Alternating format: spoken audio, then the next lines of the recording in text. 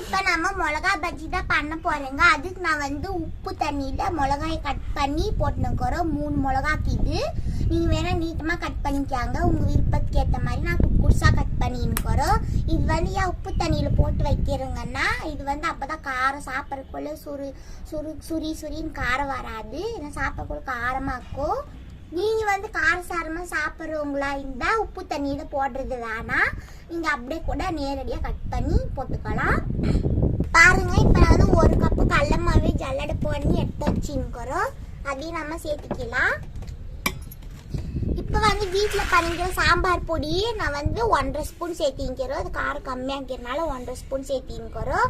இதுல பெருங்காயம் எல்லாமே இருக்குது. இப்போ வந்து உப்பு வந்து ஒரு 1/2 ஸ்பூனு,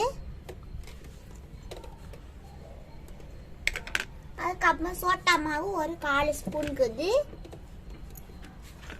இதெல்லாம் சேர்த்து மிக்ஸ் பண்ணிக்கலாம். தண்ணியெல்லாம் சேர்த்து பஜ்ஜி மாவு பதத்துக்கு மிக்ஸ் பண்ணிக்கலாம் நல்லா.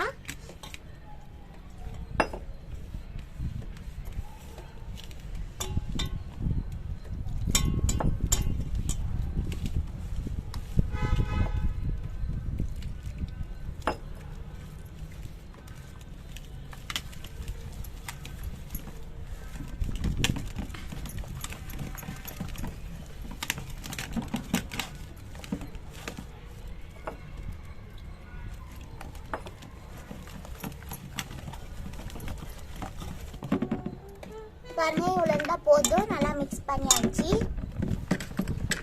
கட்டி இல்லாமல் நல்லா மிக்ஸ் பண்ணிக்காங்க.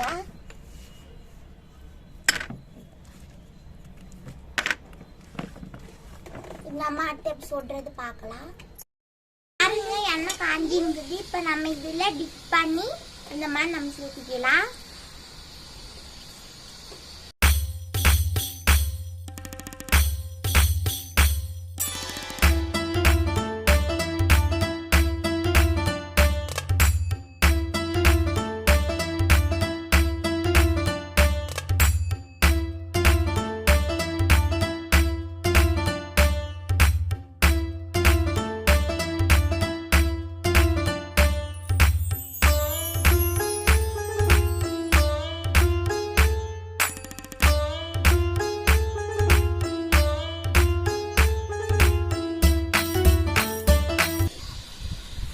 நம்ம எடுத்த 3 மிளகாயுமே பஜ்ஜி சுத்த ஆயிடுச்சு.